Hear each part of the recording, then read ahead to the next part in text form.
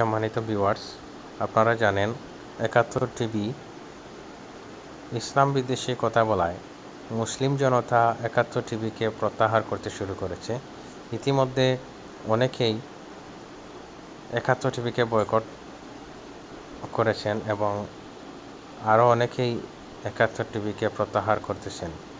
তার বড় একটি প্রমাণ হলো, আপনারা দেখুন ৭১ টিভি পেজের লাইকের সংখ্যা হচ্ছে 5 মিলিয়নের অনেক বেশি।